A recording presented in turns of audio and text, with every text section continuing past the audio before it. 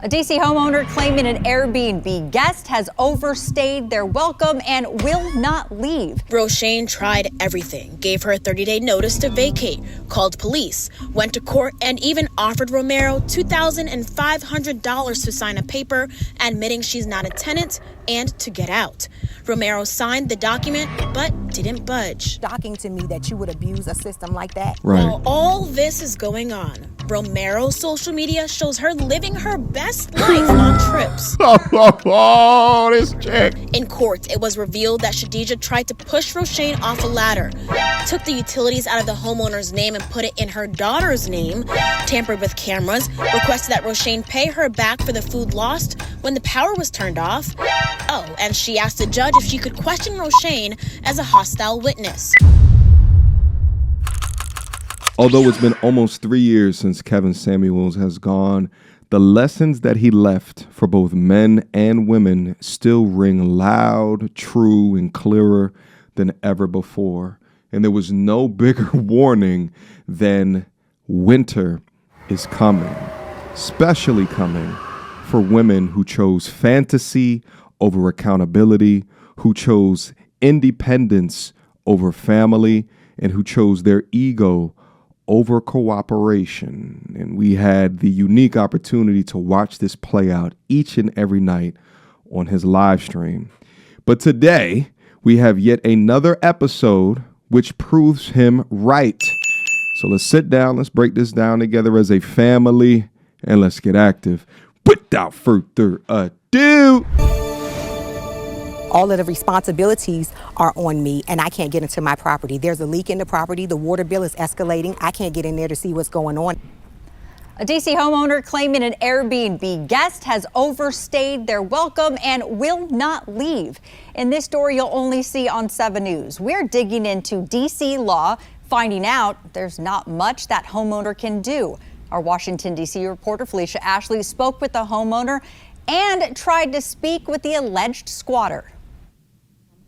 The alleged squatter originally got into the home through Airbnb, claiming that her apartment caught fire and it needed time to get repairs. Now that was back in February. Roshane Douglas says she didn't know she was opening her life up to a nightmare when she accepted Shadija Romero's Airbnb reservation almost 10 months ago. That reservation ended March 29th, after 32 days, and Romero hasn't paid another dime. But living in the home for over a month apparently lets her claim some form of tenant rights, and she refuses to let Roshane enter the property. How crazy of a world that we live in, that this can actually happen. That not only can it happen, but the city, the state will allow this to happen. This is why renting out via an Airbnb has completely fallen off of the map, and it is not the moneymaker of what it used to be, because there's more protection from the temporary tenant than the person who invest their hard-earned money into creating a house and put it up as a business. This woman invested money into the property, has to pay for utilities, has to pay to fix everything, has to furnish it, appliances to put up into it, trying to do things the right way, but taken advantage of not only by an independent queen, but also daddy government. I never gave her any tenancy. I never gave her a lease. Roshane tried everything, gave her a 30-day notice to vacate, called police, went to court, and even offered Romero $2,500 to sign a paper admitting she's not a tenant and to get out. Romero signed the document but didn't budge. November the 15th came and she told me, this no longer works for me. Do what you have to do. I'm not leaving.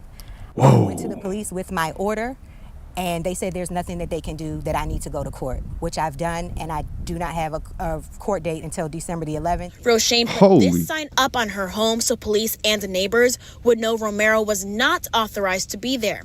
A sign Romero covered with a sheet. I need police assistance.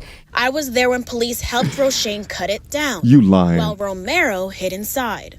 It's shocking to me that you would abuse a system like that. Right. While all this is going on, Romero's social media shows her living her best life on trips. Oh, this chick. Her nonprofit.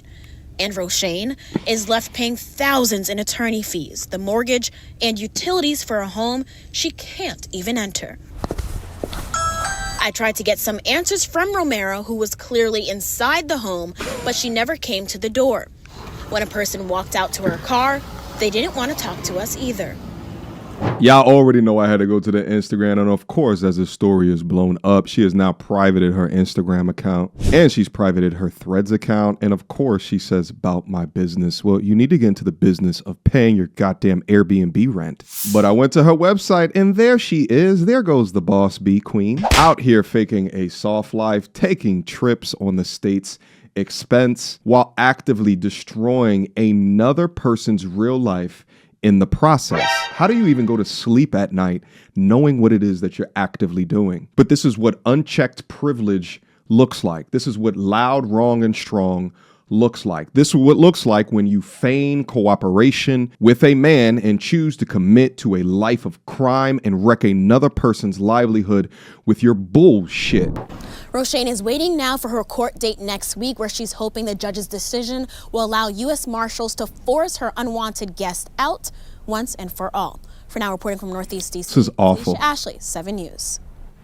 7 News has been reporting on reforms to rental housing laws in the district. Back in September, City Council passed the Rental Act. Supporters of the legislation say D.C. landlords lost more than $1 billion in unpaid rent since eviction moratoriums were lifted in 2021. The measure simplifies the eviction process and allowed landlords to remove tenants who violate their leases by not paying rent. Those against the act say it takes away protections for tenants.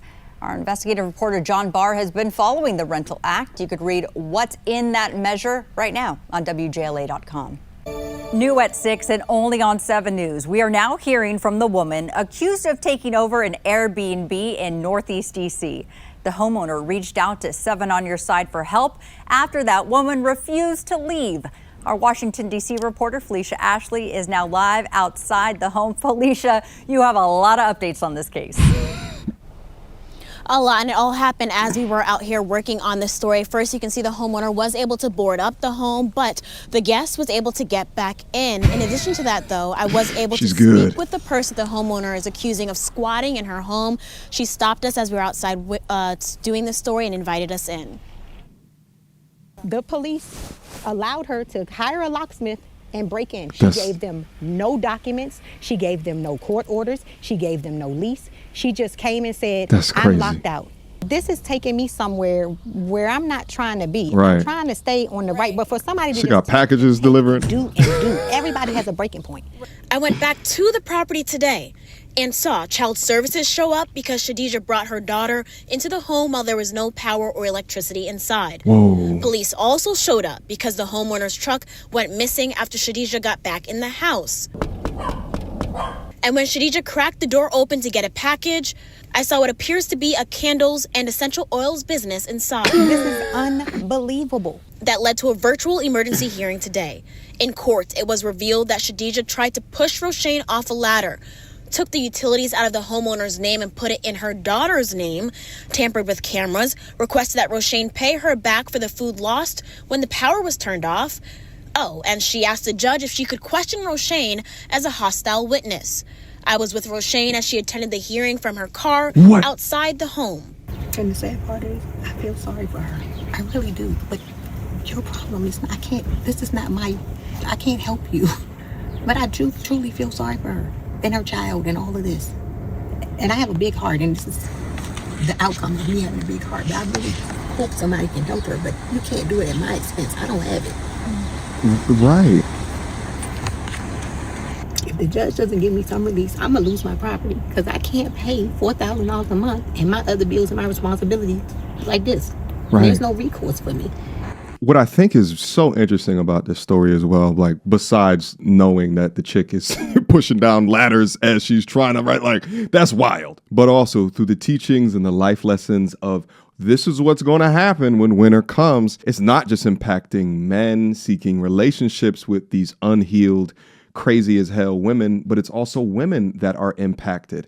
Honest, earning, good living, moral, prudent women. But keep listening because they managed to get an interview with the essential oils queen. Just moments ago, as we were working on this live shot and this report, Shadija came up to our car and said that we could finally speak to her. This is what she had to say, or part of what she had to say during our 15-minute conversation. Okay. She said that we didn't have a lease, which we do not have a lease in place, but we did have an agreement for me to stay at the property beyond the initial Airbnb time frame. So she has been back to the property almost every day. They installed signs. Now, coming up what happened today is that there was an emergency hearing because of everything that unfolded. In that hearing, the judge did tell Roshane she has to turn back on the electricity. Now, there is another hearing next week where the judge will decide whether Shadija can stay or if she has to go. Now, reporting live from Northeast DC, Felicia Ashley. What? News. And She put the utilities in her child's name. That's not even legal. What is yo, son? Yo, this is so insane that this is a reality. It's a bizarre dispute between two women involving an Airbnb property in the district. The owner claims a squatter is refusing to leave and locked her out. We spoke with the owner on Wednesday. All of the responsibilities are on me, and I can't get into my property. There's a leak in the property. The water bill is escalating. I can't get in there to see what's going on. Our Felicia Ashley also spoke with the alleged squatter. Felicia is now joining us live. Felicia, this story just unravels to get more and more interesting. What can you tell us about what the alleged squatter has to say? Right. Well, I spoke with her and she maintains the fact that she says she is a tenant. And she says after her 30-day Airbnb stay got extended, she says she fell on hard times, some unfortunate situations, said she lost a lot of money. And that's why she couldn't leave at the set date that she had with the homeowners. Explain the I Instagram. sat down with an emotional Shadija Romero inside Rochelle Douglas's home. Did you book the Airbnb with the intention of staying? no, I did not book the Airbnb with the intent of staying. So why are you still here? Because after the repairs were done, the place still smelled like fire and there was water damage. So the Why are you water not paying damage was rent? more substantial than the fire damage. You didn't go back to your apartment because it still smelled like smoke And water damage. and water damage. What makes you choose to stay here instead when the homeowner has made it clear she doesn't want you here, doesn't want to be a landlord? There's now no utilities on, there's wood boarded up, there's a sign outside saying she doesn't want you here. What's making you Great choose question. to stay? So no, that didn't start until literally this month. What So didn't start? The sign on the building or the utility, that wasn't something that happened prior to this point, prior to this month. So if that had happened months ago and that was something that I've been dealing with for months, I would leave. So now, with all of this going on, I am going to leave. Romero says she is still going to have the Douglases go through the full court process to get her out because of what she says they have put her through and for labeling her as a squatter. Squatter is someone who is illegally entered the property without your notice and you never had an agreement with them. Put her in It's jail. also not just if the home's vacant, it's if you're there without the owner's permission and you're not leaving. Yes, if you had, maybe that other part is there. Oh my God. Oh, after all of that, she does what the unaccountable always seems to do.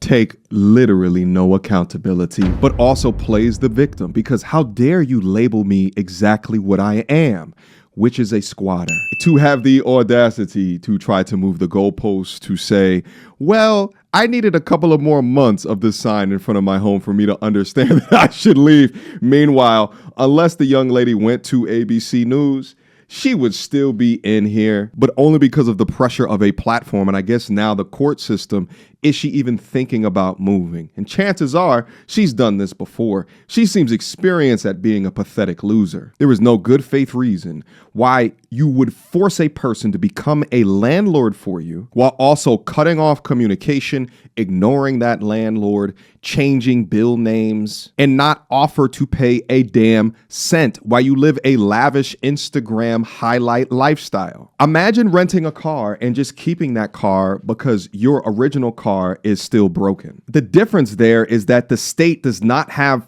protections for the car thief. These women choose to be single mothers. They choose to be scammers. They choose to use people. Winter has come for you. Move out. Coming up at 6, more from Shadija and why she says she is a tenant, although there is not a lease that exists between the two. I also spoke with an attorney for both tenants and landlords in these situations, and he explains how homeowners unwillingly walk themselves into these situations and become landlords. For now, reporting live from Northeast DC, Felicia Ashley, 7 News. More now on a story that's getting a lot of reaction online. A DC homeowner claims a woman has taken over her rental home and refuses to leave.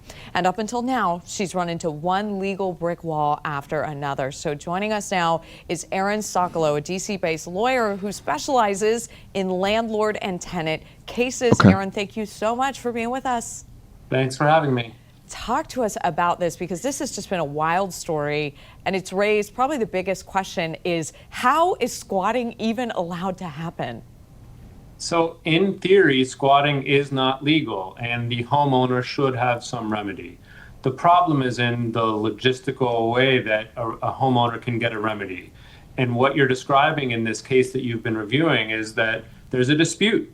The individual who's there says she's a tenant, the homeowner says that she's not, and you go down to court on an emergency hearing and there's a judge sitting there and the judge is going to hear from both. But the district is so pro-tenant and so fearful that there will be a wrongful eviction or a self-help eviction where the owner changes locks or turns off utilities or does something to cause occupant to leave without court order, that the judge is going to err on the side of caution. And if the occupant can show something that leads the court to say that there's a possibility that she's allowed to stay there, the court could grant the occupant's request at an injunction and mandate that the owner keeps her there until she gets awarded a proper eviction. And the problem is, in the district, that can take months and months, and it puts homeowners in a really tough spot in the situation you've described. Oh my goodness. I mean, you're shining so much light on the court process, what that actually looks like. That being said, would you say the laws in DC are favorable to squatters? Well, they're favorable to tenants, and one person's squatter is another person's alleged squatter, an actual tenant, and the court is going to make sure that it finds out the answer to that preliminary question of has that individual achieved tenancy status or not. And so you're starting with the conclusion that the person's a tenant, but that individual has a right to go to court and try to prove that she's actually a tenant and afforded all of the rights of This tenants is so in the district. insane. And therein lies the rub. It's not easy to get a court to find an answer to that question. It seems simple. In the eyes of the law, it could become very complicated, especially in the district. How common is this? You say especially in the district. How common is this problem?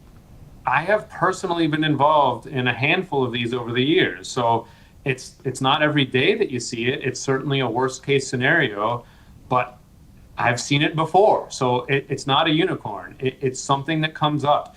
Remember, in the district, you don't need to have a written lease. You know, a tenant can be defined very broadly. So if an individual can come, and in this case, it's a utility bill is in their name, and that's a common factor that a court would look at. If the tenant, if the occupant can say, you know, here's my proof of some payment, that can be enough. You know, I've had cases where my client, a property owner, a landlord, says this person literally broke in, but by the time, you know, it gets to the courthouse, they have some mail with their name and the property address on it, or something like that. And the court proceeds out of an abundance of caution and is so hesitant to sign off on a self-help eviction that they say, well, you know, because the prejudice to locking this person out would be so high, we're going to give them the benefit of the doubt until we can get to the bottom of that. And get to the bottom of that can be a trial that's held 9 months later. Just the timeline, which, as we kind of were seeing in the package, Wow. the payments, this can be excruciating for people trying to pay and not even living at a property in the meantime. Aaron, what can homeowners actually do then in a situation like this? Not Airbnb, especially if you're in a tenant-supported city or state. My biggest recommendation is to be present and to understand what's going on. Accidental landlords, you know, if you just say, oh, I'm not an institutional landlord, I'm just renting out my room. They are held to the same rigors and standards as every other landlord in the city. So being knowledgeable about the law, being knowledgeable about what a court might say Look at about her. these certain situations is of the utmost importance, as is being hands-on at the property. Usually when I've seen this, there's some length of time where they say, oh, we didn't check on that unit for a while and we don't know what's been going on there. If you catch this right away, you might have a better chance at fending off an allegation that your squatter can allege a tenancy. Why do you think, from your experience and what you've seen, that more hasn't been done to protect landlords and homeowners? There's a very well coordinated and well educated and talented group of pro-tenant lobby in the district that really tries to make the laws as favorable for tenants as possible. Whoa. And they've succeeded to a large part. So this will be a question for everyone's council member to say, why are the laws as they are? But the courts that enforce the laws are very hesitant to take an action that's going to kick someone out of a place if they actually have an entitlement to be there. Imagine taking all of your hard-earned money and you do something that you think would be great for your financial future, your children's future, and you invest into a home. You invest more money to get it set it up to abide by Airbnb guidelines, and then someone is squatting in it for 9 months, not paying you a damn thing, costing you more money, bringing you into more debt, with no one caring about your family. Meanwhile, winter has come, but because of daddy government, it gives her an opportunity to leech off of you. And this is what people are getting so goddamn tired of. Ain't nobody in their right mind would take a look at this situation and say that it was fair. I'm just happy that there's so much outrage in regards to this, that woman's face is becoming a moniker for not only a loser, but perhaps changes needed within some of these laws. It's just crazy to me that how correct Kevin Samuels was and how much that he fortune told about what was coming up or the things that we were going to see happening, because we weren't seeing this 4 or 5 years ago, but we're seeing it now. Questions, comments, concerns, y'all already know what to do. Me, go to turtlesandreviews@gmail.com. Guys, if you got any rental horror stories, any Airbnb horror stories, write it down below, all right? I'll put like little hearts in them so they can surface some comments up to the top so we can all have fun in reading those things. I know they were pain for you, but they're going to be funny reading them, all right? I appreciate you guys for stopping by again. I appreciate you guys for continuing to rock with me, and I love you. Stay safe out there. Do everything that you can to protect yourselves, especially from pathetic losers that want nothing more than to use you and everything that you've helped build. Until next time, peace. You is ratchet as they come, rainbow weaves and batwing lashes, weighing more than a man. What time is your football practice? I bet you can hit that A gift like a mug. How you big back it? Said a man must buy you gifts. Where here goes a Fitbit tracker? Are you mad? Cause you got 3 kids by 4 different dads. You pick cookies, then you bash. Oh man, when you get sad.